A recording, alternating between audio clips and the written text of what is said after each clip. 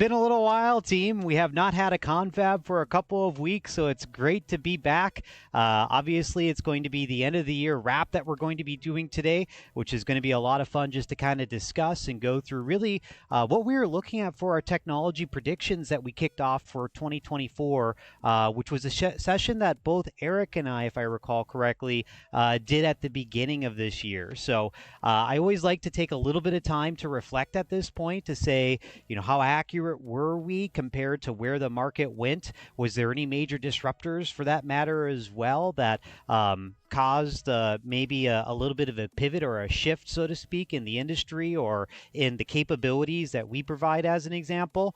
And yeah, I'm just looking forward to kind of going through that with all of you today and kind of highlighting then what those shifts are. And then what we'll obviously do will be the next year's session for 2025 at the beginning of the year. What we're going to be predicting is going to be being a major influence then in business systems as we go through really our 2025 adventure. And I'm pretty sure you probably know where that is, but at the same point, maybe not, right? So let's go ahead and jump in.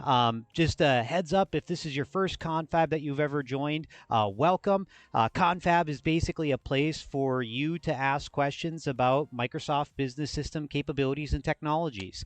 We basically try to go through and look at all the different types of Microsoft technologies that are typically used in a business, from general ledger to field service, from the business workloads to even the platform-based capabilities such as modern workplace with teams and how we use that to collaborate, and then holistically how we join this all together as opposed to being so app domain focused, which a lot of content is out there about, right? But really you've got to marry all these pieces together in order to create really effective business solutions in any environment. And this is kind of the way that it works inside of business systems as we've moved to the cloud. So Confab is all about having that conversation, going deeper, allowing you to interact as well, and then basically building off of that. So if you don't know, we're streaming on LinkedIn, YouTube, and also Twitch. And then at the same point, you can go ahead and post your questions in LinkedIn chat, for example, or in the comments. We get those, or in YouTube, and we can interact obviously as we go through that. So with that, I know we haven't had a confab for a while, so we're not going to have as many audience members, which is totally fine. And it's also obviously during kind of the end of year break that people are starting to get into the swing of. So let's go ahead and take some time today just to go through obviously some of those predictions that we made. And if you've got questions, feel free to ask them. We can pivot a little bit here as well today, that we can basically go through and show some of the other technologies as well. I will have to leave a little bit early today. We've got our 12 days of Copilot going on, and at about 12:50 I need to be, or 11:50 I need to be on that, so we can go through the new features in 2025 for Copilot. And if you haven't gotten on there, go on, take a look at that. We're going to be showing some of the autonomous agents and some of those new capabilities that are there, which are really, really cool. All right, with that, let's go ahead and flip over. I have the original PowerPoint slide that we went through, that we kind of framed what those conversation pieces were going to be for 2024. And I want to go through and see how accurate or inaccurate we were. So there we go. Get my mug on here, so I'm here. So technology predictions for 2024. So business systems, where we're looking at Dynamics, Azure, Office, and M365. There's been a ton of change, right? And I know many of you have focused around that change, really rallying around, as you can imagine. Let me just really quickly move this over, around the AI and automation that comes with AI, right? Now, that wasn't the only thing that was introduced, right? And I think a lot of companies this year focused entirely on AI enablement, and that's great. I mean, there's a lot of foundational perspectives from an AI model capability that you should be thinking through and incorporating into your business system, but there were other things that needed to also be created and supported in order to get us on that journey. And we've seen some of those huge impacts of even like base platform type capabilities. As you recall, with our wonderful security issue that happened earlier this year, that a a company who shall not be named at this point basically went through and had antivirus software that accessed kernel level capabilities inside of the operating system. This has nothing to do with AI, and it had a major impact, as we know, on some of the flight systems like Delta and others that went through that pain, right? So, like I said, there's just a lot that's going on in terms of 2025 as well that I really predict are going to have an influence, obviously, on really the stability of the platform, the capabilities, and things of that nature. And like I said, we'll get into that more for our 2025 session. But let's go through the tech predictions that we had for this and just kind of review where we were at.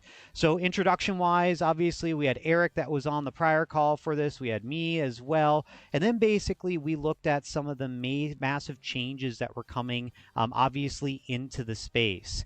And so one of the things that we kind of focused on at the very beginning was this focus more of what we call Internet of Things, or IoT, right? When we think about data and we think about the interactivity of data that we're going to need, especially for autonomous systems, IoT triggers, events, data coming from devices, telematics, so to speak, or telemetry as well, is really critical inside of a business process, right? And I think that this, in my mind, actually did continue to grow quite a bit. In fact, we have had more conversations this year at Stone Ridge Software compared to any prior year when it comes to IoT enablement. And what's really interesting about this is that it's not just Internet of Things from a consumer device perspective. A lot of people thought initially that the consumer device perspective was going to be the primary driver of IoT. And there's a large portion of that, right? Where you've got devices now that phone home that can do automated reordering, for example, that integrate. We even, before that, technically as an IoT type device, Amazon introduced those little buttons that, if you recall, you could press and it would add it to the cart to basically add really that product then to be ordered to be delivered to your house, right? So what we have seen more commonly, though, with IoT is the integration with IoT with different types of workloads that are out there.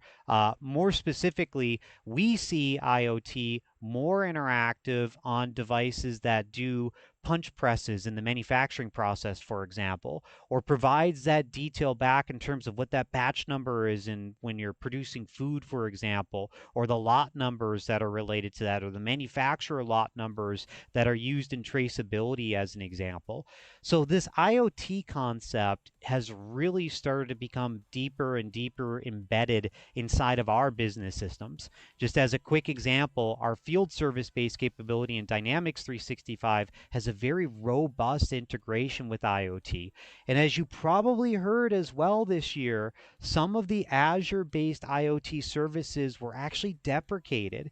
And the reason for that was the rallying around a common platform, because we used to have two different IoT-based solutions that were out there that made it really kind of confusing for customers to know which IoT platform, IoT Central, for example, or Azure IoT, I should be moving forward with to basically introduce some of those Internet of Thing-based capabilities inside of their environment.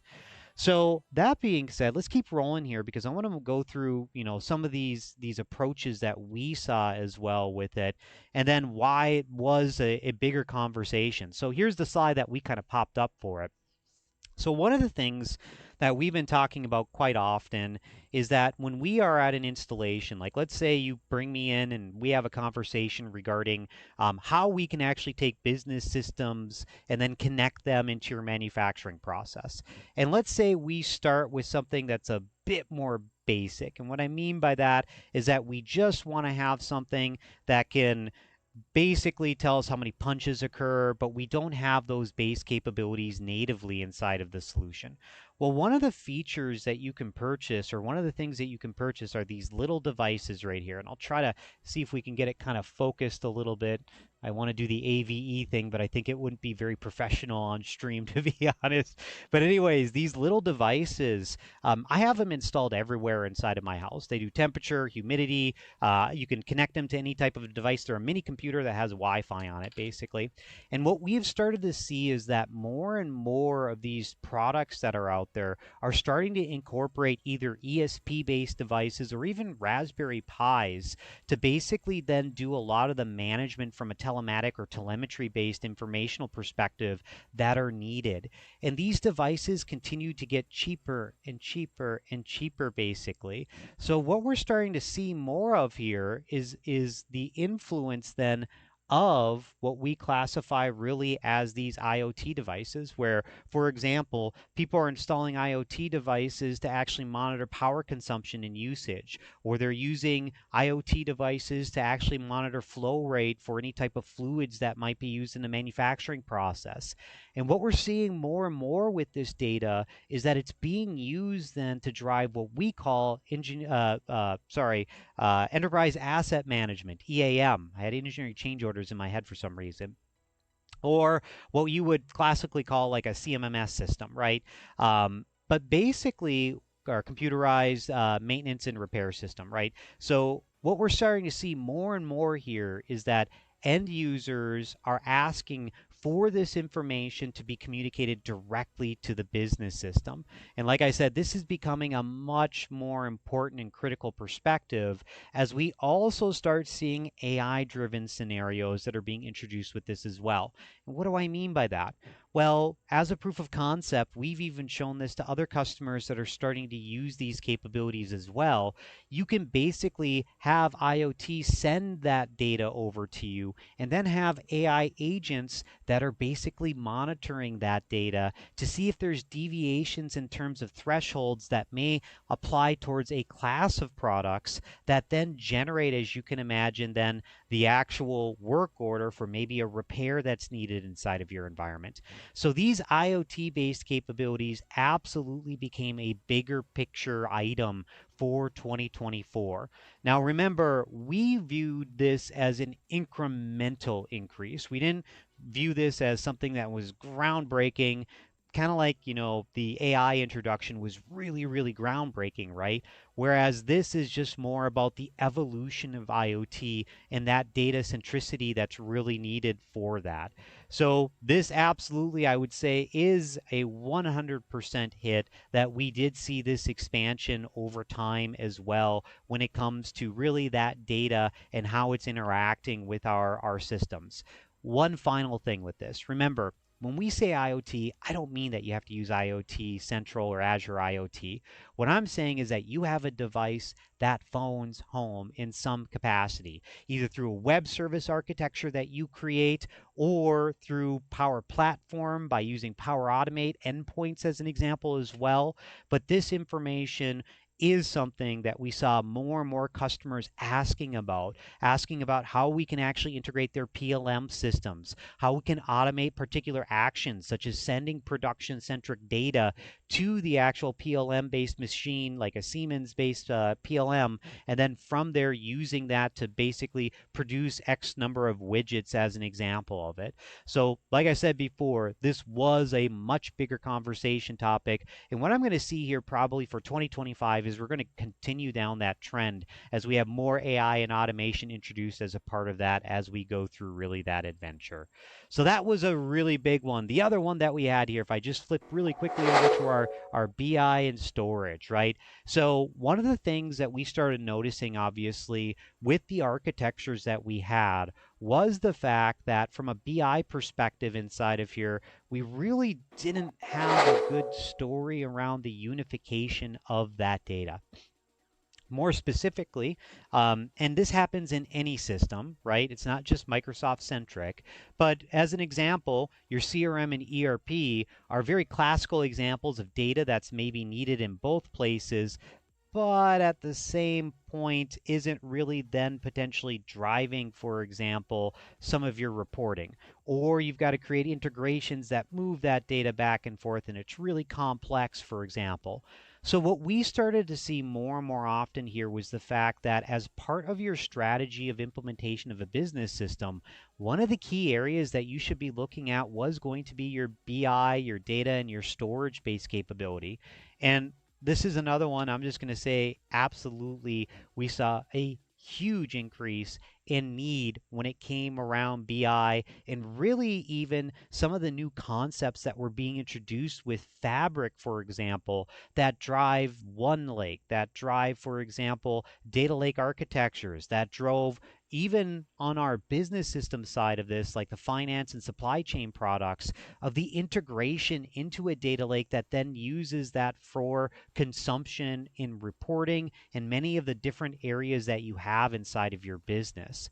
So part of our focus was just around, well, why are we going to see such a big increase then in those BI capabilities? Well, number one, customers are starting to identify that they don't need to create a complex integration to reflect the data that's needed to help an end user make a decision on what they need to do inside of a system. So just as an example, I can take opportunity data and basically identify what that potential close or win rate would be as an example, and then bring that over when I'm doing master planning as a report that I could then use to influence my master plan. But what I'm not doing is I'm not doing that final mile, as we call it, where I'm doing a complex integration to then drive those behaviors. Instead, what I'm doing is I'm using reporting to get my answer as an end user that then allows me to connect, for example, sales and opportunities potentially to products and what we need to order for those products. So I bring this up because data and storage became a much bigger conversation for us when, as we went through, for example, our roadmap process at the beginning of an implementation, we started aligning our BI team, our storage-based capabilities, and with this data requirement that's coming out more and more often, where we're taking documents or we're taking now contracts that are being used in AI that then build new contracts, right? Well, what we're doing with this data perspective is making recommendations on where you're going to store and structure that data longer term as well. So let's go through some of the major areas here. The AI assisted BI tools that were introduced will allow to do natural query language. I don't know if you've seen it in Power BI, but I'm using it quite often where I'm identifying outliers inside of Power BI by using the Copilot based capabilities inside of it. So once again, we're starting to use more natural language as we start seeing a deeper Copilot integration into really our data storage and platforms that really provide that, such as Fabric as well. And what's really amazing about this team is if you think about like where we're going for 2025, one of the new features that was introduced is the fact that Fabric now has databases, which is Microsoft SQL Server running in Fabric. So I've got some slides that I'm going to be showing, obviously, for our 12 days of Copilot coming up here, but it was pretty amazing to see now what we're going to have access to, not only from a reporting perspective in Fabric of using One Lake and all those awesome concepts, but also now having operational based information that we can use in Fabric as well for reporting, AI automation, and then longer term triggers and autonomous agents, right? So, like I said, the storage portion of this was a fantastic thing for us to focus on, and really it provided the businesses that we support with the ability to choose where they want to store their data, how performant they want that to be, and at what price point they want to maintain that information around. And what's really cool about this team is the fact that some of the mentalities around on-prem based storage versus what you do in the cloud became much more commonplace inside of this year, where we're starting to see more and more customers that understand now why transactional databases are kept small, and then why that unstructured data that we call, such as Word documents, Visios, PDFs, you name it, should be stored in a different type of storage mechanism to reduce basically that cost of an environment. And I'm really happy about this because, quite candidly, back in the day, I remember always performance issues coming with SQL Server, where if you had a binary data inside of a row, that there was always performance-based issues that we had with it. So separating that data has always been a best practice in my mind, and it's just really cool to see that this BI and data and storage focus was another big thing that was a really key focus for a lot of customers, right? So that's a great one. I would say as well that started to increase, and now more and more customers are asking about reporting data, BI natively within a solution, and we've got a great foundation for that.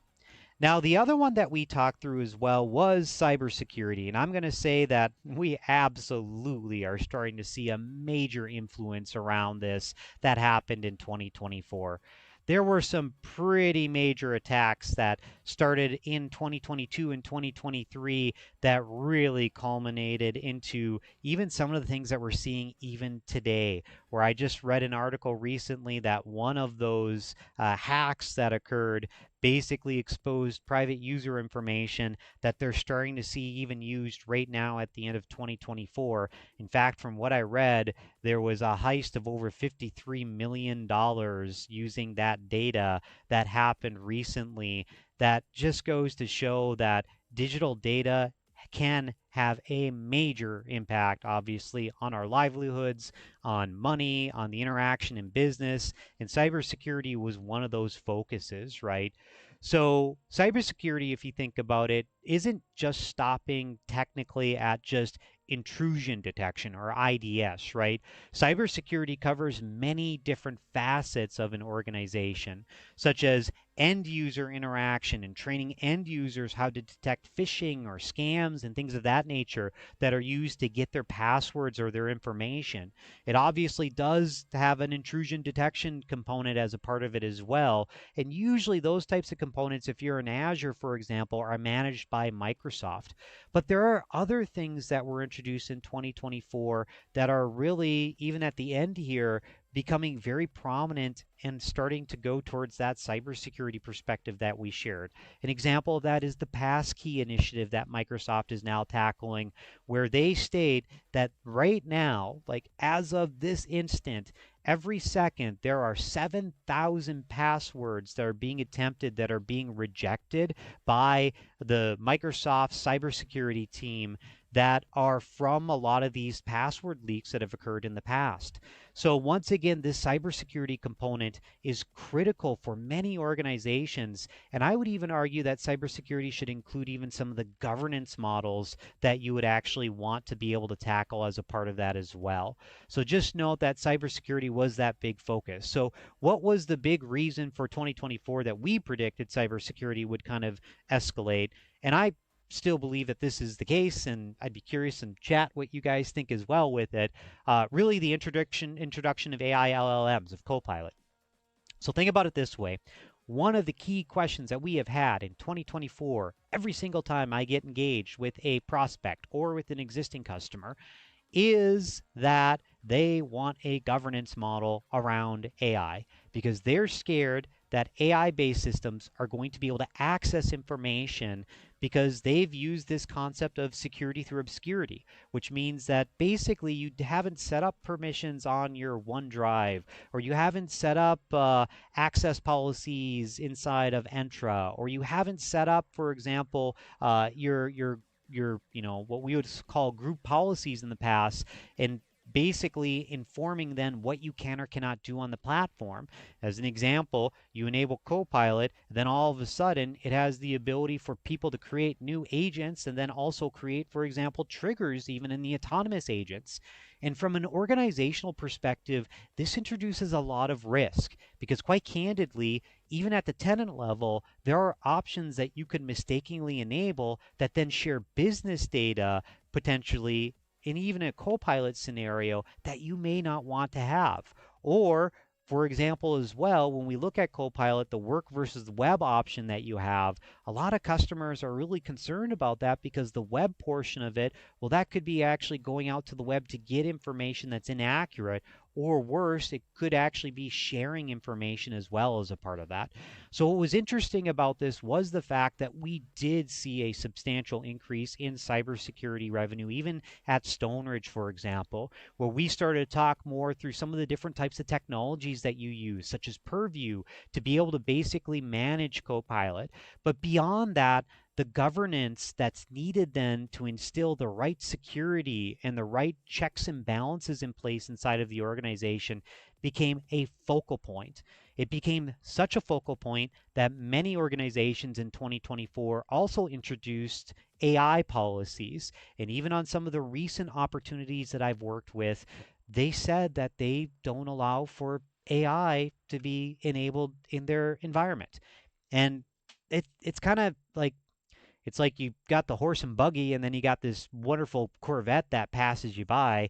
And I know a lot of people don't believe in that right now, but the net result is that through AI automation, what we're doing is we're almost doing what the Power Platform did from a development perspective, where we're introducing prompting as the new programming language that is used by AI then to do the actions that we want machines to do as part of that. So, like I said, cybersecurity was absolutely a huge focus. We started seeing more and more and more of the requests around governance around this. And in 2025, it's going to be even bigger in my mind, just because these models now are becoming better. And we're going to talk a little bit about that as well. And yeah, Rob, you're right. Like a new role, chief AI officer, right? There's going to be a whole introduction of different types of roles in an organization that are going to work hand in hand then with, for example, Rob, in your example, a CIO, right? In terms of where that data is actually secured and how that's interacted with and the policies that you have in play with it. So it was really cool to see that this was a focus. We've gone through a lot of that right now. And I'm going to tell you, it hasn't been perfect, right? It's been painful in some situations, but part of a Microsoft partner's journey is to drink the Kool-Aid and find out where it works and where it doesn't work. Just as an example around that as well, the security labels that we now have where we can specify whether a document is unrestricted or confidential or restricted in terms of the information content there. That's a security perspective, right? That you want to look at, that you want to incorporate, so that way if you start integrating these autonomous systems like Copilot, well, it's going to know what that label and that data sensitivity is as a part of it. Here's the big thing I think that we should have in 2025, and we'll get into it more in detail in 2025. I think we should be focusing on data privacy rights in the US. We need we need a framework around that, very similar to GDPR, for example, because data is becoming that new gold. You can't train an AI model without data. So how do we have data privacy rights that we incorporate to have ethical uses of data as we go through that? I think that's going to be the next big thing in cybersecurity, is how we actually start tackling that and which organizations decide to take the lead with that without having the government tell us how to do that. And I would say, from my perspective, and I'm not trying to, drink the Kool-Aid and tell you exactly what you want to hear. I try to look at this more objectively, to be quite candid. I do think that Microsoft's policy around trust and privacy when it comes to data inside of your tenant is paramount inside of our systems, to the point where that encryption between even the infrastructure that powers Azure is a base capability inside of our products that we use and that we reinforce. This year, I got some interesting questions regarding, for example, does Microsoft have the ability to access my data? And this is for a company that would directly compete with Microsoft for opportunities for security that they had in their environment that we were working with to actually implement the dynamic solutions. So once again, this is going to continue, and I really, really am appreciative of the policies that Microsoft has put in play here. But longer term, cybersecurity is absolutely going to be one of those critical perspectives. Now this one, it felt like this one was too easy, right? Like let's back up for a second. Like if we didn't have AI in 2024 as the major influencer, when we had obviously such a disruptive technology introduced with the large language models, I'd feel like I wasn't doing my job right, is what it boils down to. The prior year, we focused on automation. And I think, quite candidly, like a lot of people are like, well, AI is the answer. Well, AI is the answer only because really we need automation. We need a better way to automate. And if you think about it, even back in the pandemic time period, 2019, 2020, when Satya was going through and talking through the messaging around the new modern platform that we look at with cloud first, mobile first, if you remember, were the two initiatives that really brought our on-premise based software solutions like the Dynamics Nav solution to Project Madeira to Business Central, or the AX product to Rainier or Project Rainier, and then to what we call finance and supply chain, but has gone through a couple of different name changes, right, as it went through that. The interesting thing here in my mind is the fact that automation is really the core that's driving AI. It's not AI in a vacuum. It's automation needs that AI can tackle. And what's really interesting about this, as people have gone through this evolution, is that the market expectation that they have versus the reality of what we have has just been so misaligned. And I feel for a lot of customers and prospects that get into these types of conversations with people that are just like, AI is the future. Well, it is, but it needs time. It's got to bake a little bit. And I think that 2024 was really where we got some of that baking as part of that. No, AI is not Taylor Swift.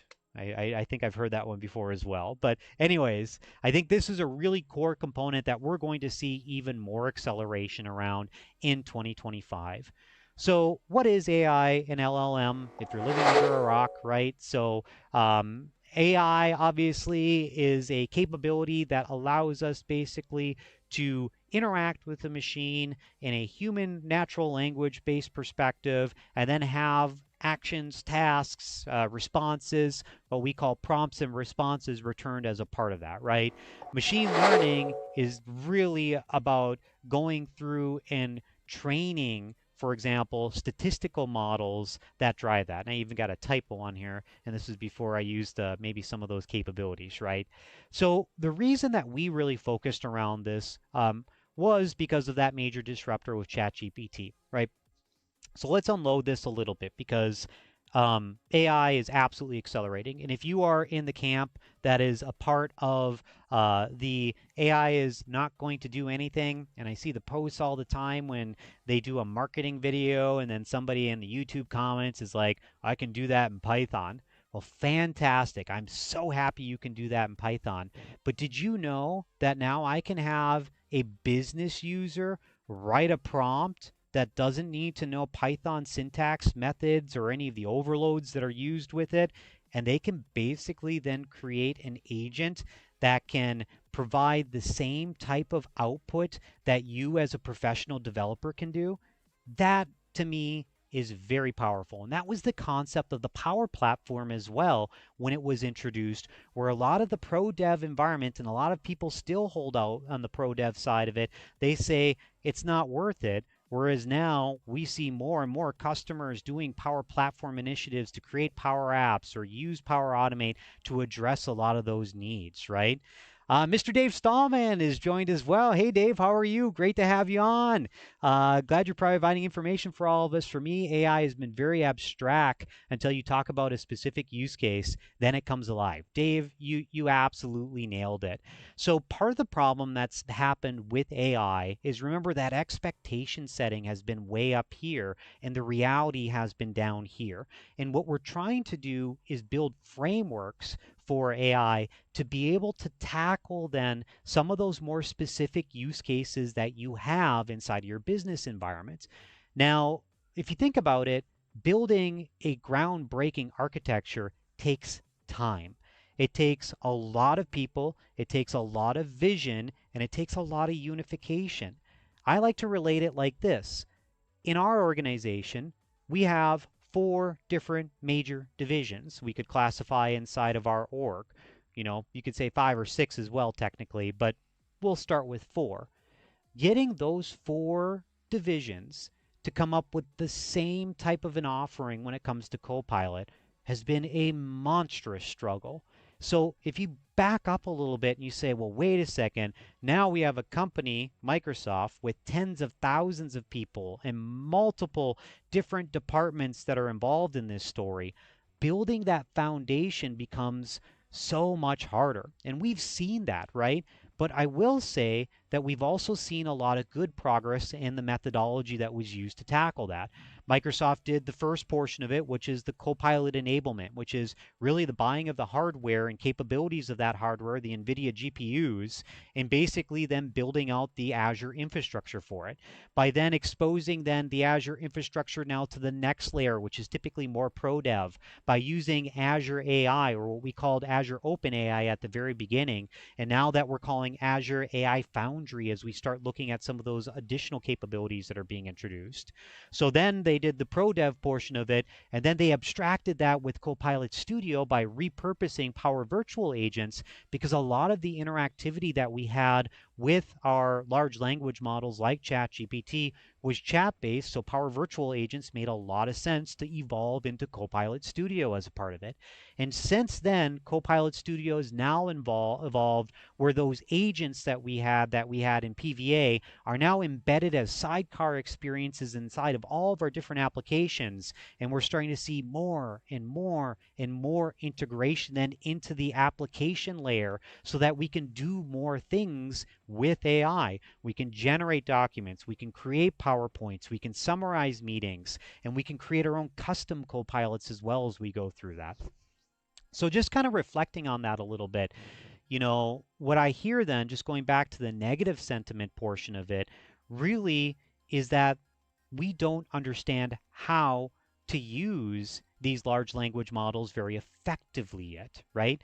And that is now changing. And just super candidly, we're starting to see frameworks that are evolving that allow us basically to align customer needs so that they understand exactly how they go through this journey. Just as an example, I can't tell you how many times now I've had a conversation with a prospect or an existing customer on AI enablement and what they expect AI enablement to be. So as an example, let's say you've got 1,000 contracts. You want to create an AI automated Copilot assistant that basically looks through those 1,000 documents, relates the products that you sold on that particular opportunity, or what we call an opportunity product inside of Dynamics 365 Sales. Because remember, these companies are using leads that then go through this really lead to cash lifecycle, right? And so what's going to happen, you get a lead that converts to an opportunity, you quote what the products are that are on it. This is kind of a basic business process. And then you build a contract or a statement of work that's based upon those products, right? Well, like I said, many customers are coming up to me and saying, hey, well, we'd like to generate contracts dynamically based upon, the opportunity products that actually show up on there. And they are like, they're putting in the prompt, generate a contract by looking at these 1,000 contracts to basically go through and create a new contract. And I just back up and I'm like, if you had a person that you task this with, would you do that? Like, would you just give them something that's like one line statement for them to do their job to accomplish their goal?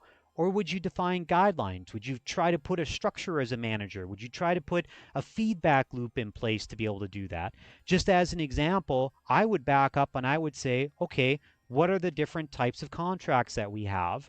Do we have a standardized contract? Do we have major sections inside of that contract that are needed? So as an example, do we need 8 different areas inside of that contract from a legal document perspective that always need to be incorporated into there? And what are the areas that could change potentially based off of the type of product that is there? So if you think about it, you use AI to be able to automate some of these actions. And here's what you can do then in that situation. So let's go through, like Dave is mentioning, one of those real life use cases for it. So instead of every time you do an opportunity product and it scans 1,000 different documents to figure out then those products that were related to it and the verbiage that needs to change inside of the contract, instead what you do is you run a process that evaluates all of those contracts from your standard, your golden standard that a lawyer has put together that states this content needs to be in it. You define the sections that are needed inside of this document. So we're not even talking about AI yet at this point in time. Very much like the Power Platform team, we're talking through what is the business requirement, what is the legal requirement, and then what is the document structure that's needed to be able to satisfy that. Then what we do is we run a process using AI that says take this golden standard and then evaluate all 1,000 of our other contracts that we have, and then in a table identify in those 8 sections any major differences that are in there that are summarized that we need to know about.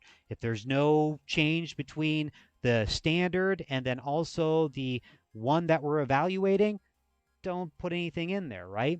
Because now what we're doing is we're building a structure where we can then do a subsequent prompt in the future that says, look at the opportunity products that relate very specifically to this type of opportunity, identify the differences, and instead of sending 1,000 contracts, we're sending the delta difference then of the contract from the golden standard to then those opportunity products as a part of it. So in that situation, we're using AI to go way faster than where we could then theoretically generate contracts with those slight deviations, but then incorporate some type of review process for maybe our legal team to evaluate as a part of it. But the thing that you have to know is you have to think through the architectural aspect of AI as well, because you can't just throw things at it and expect it to be accurate. So this is a very important topic that we start seeing more and more around, and that we're starting to see the education now finally hit the market, where people are understanding, for example, with an autonomous agent, don't build a massive autonomous agent, make many small little autonomous agents that have a task in life that they need to accomplish, and then refine those, such as a returns management AI autonomous agent that just handles returns, and then maybe an order entry autonomous agent that just handles new orders, right? So you can use this basically to drive that perspective. So for 2024, obviously AI had a huge impact, but the bigger impact I think is how we use AI now and how we actually then enable these systems. And in 2025, I'm really looking forward to the initiative that we're moving forward with. We'll call it Project TARS for anyone that's an Interstellar fan. But basically, a foundational perspective that customers can use to basically go through a full life cycle of introducing an AI-based solution inside of their environment. Once again, this goes into something that we do at Stoneridge, such as the proven process, where we back up and we say the technology is a component here, but the people and the process are also components that the AI enablement also needs to actually focus on. So moving forward here, I'm going to just see more and more refinement around this. And I just, as the models get better and better, we just had Strawberry, which is the new reasoning model that actually does what we call chain of thought, that breaks out, for example, a big prompt and then can actually have smaller prompts that it creates to accomplish the goal, for example. We're just going to see more and more expansion inside of here. And then lastly, just one final thing. This is the rumor that's out there, and I don't know if it's true or not yet, but we'll find out. There's a model that's being worked on that's going to cost $1 trillion to make. So a lot of people are saying that large language models right now have a limitation potentially on the accuracy, and that throwing more money or more connections inside of that neural network, as an example, for a large language model are not going to have as big of a reward in terms of the accuracy increase that we've seen. And that makes sense, right? That if you have, more, like if you just candidly, like let's really break it down, compare a chimpanzee to a human. Gray matter space, we've got a substantial more amount of gray matter. But you would argue then, like, what is that gray matter for? Is that the cognitive capabilities that human beings drive off of that? Even though we know chimpanzees have some of that capability, but is it an expansive difference from an organism's perspective from a chimpanzee to a human? And I know this gets kind of weird, right, to think through as a thought experiment with it, but all the basic biological functions, the interactivity of the environment, the adaptability of the organism, for example, that requires more horsepower up here, right? So I do think we are going to start hitting more limitations, and that throwing $1 trillion at a model isn't going to be the only solution. We're going to have to think about how the brain stores information and maybe replicate some of those patterns then through weights and bases as an example inside of machine learning models to basically do better at that. And we're starting to see more and more of that, to be quite candid. We're seeing with ChatGPT, for example, even with the GPT-4 model, the GPT-4 Mini is a model that runs on a smaller amount of hardware, right? So we're not only looking at optimizing the number of connections that are occurring inside of our models, but the performant perspective of them as well. So that way we don't have to throw a $100,000 GPU at one inference model to run. Instead, we can run maybe 10 of those on it to increase that scale as a part of it. So once again, we're going to see absolutely much more in 2025. And I think that this is where we're going to start seeing, like, by department, log into your system and it's taking care of all these different things that you've set up. And then from there, you have the exceptions that you look at. I don't want people going into F&O or finance and supply chain management to go look for information. I want them to be told what the issue is so that they can then take action as opposed to researching and finding that. I really want these co-pilots and these AI and ML models to make your job easier, which is absolutely what's going to be our focus, obviously, for 2025 as well. So once again, that might have been a too easy one to kind of pick, to be honest, team. But, I had a funny story. 8 years ago, I was at, I think it was the Directions event.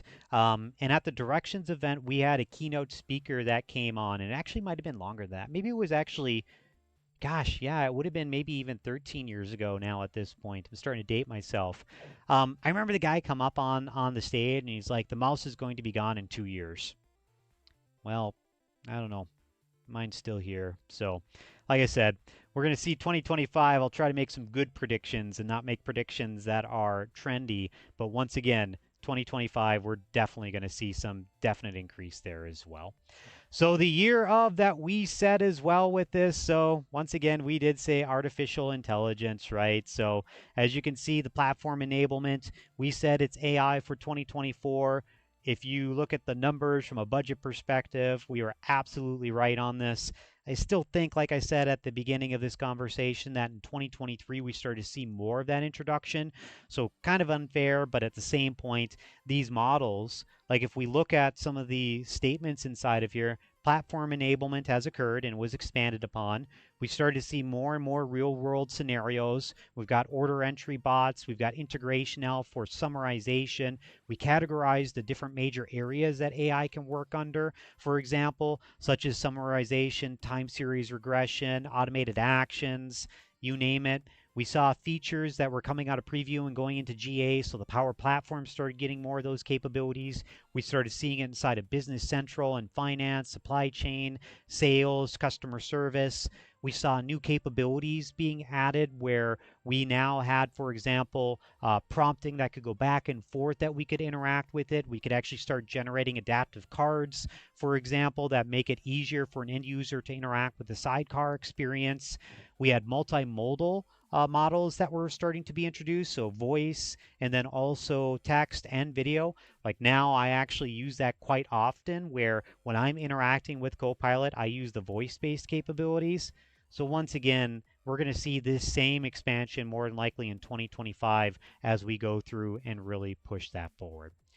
All right, so other notable technologies that we had inside of here, quantum computing. Well, that was a fun one. I maybe should have listed that, but we had Willow that was introduced by Google. If you don't know what that is, check it out. It's a 140 qubit based processor with accuracy that is needed in that space.